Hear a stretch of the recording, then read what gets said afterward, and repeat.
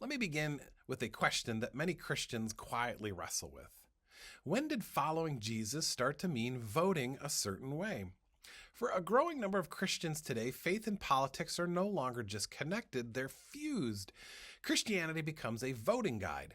Political loyalty becomes a faith test. And if you question that alignment, your Christianity itself gets questioned.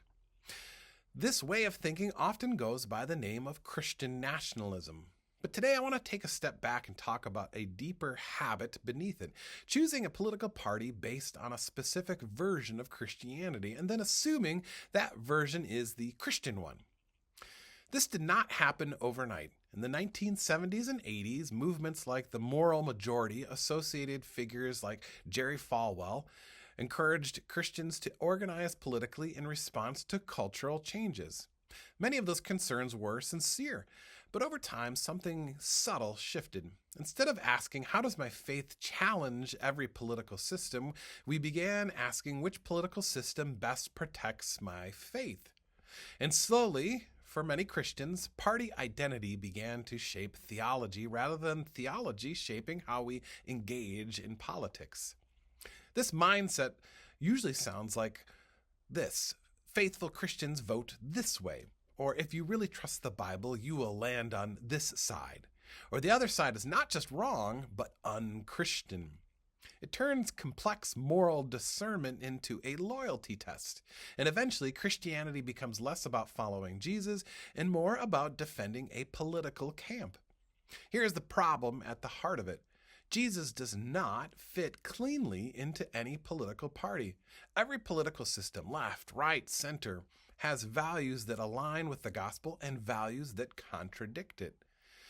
But when faith is tied to a party, when we stop letting Jesus challenge us, we excuse things that we would have once called sin. We baptize policies instead of discerning them.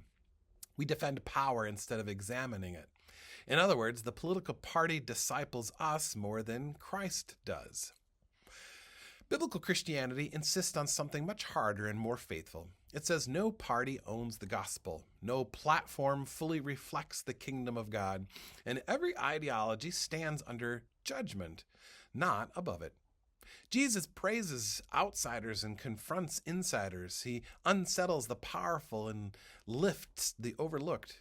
He refuses to be weaponized by either side, and that's why people from every political perspective felt uncomfortable around him.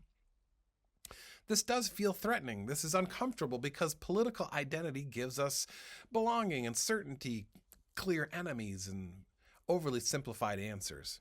But the way of Jesus offers none of that cheaply. Jesus offers truth without tribalism, conviction without cruelty, and faithfulness without fear. Christian nationalism and party-bound Christianity promises safety. Biblical Christianity promises transformation. So here's the question for today, not meant to accuse, but to awaken. If Jesus disagreed with my political party on something important, would I follow Jesus or defend the party? That question alone can tell us who we are really serving.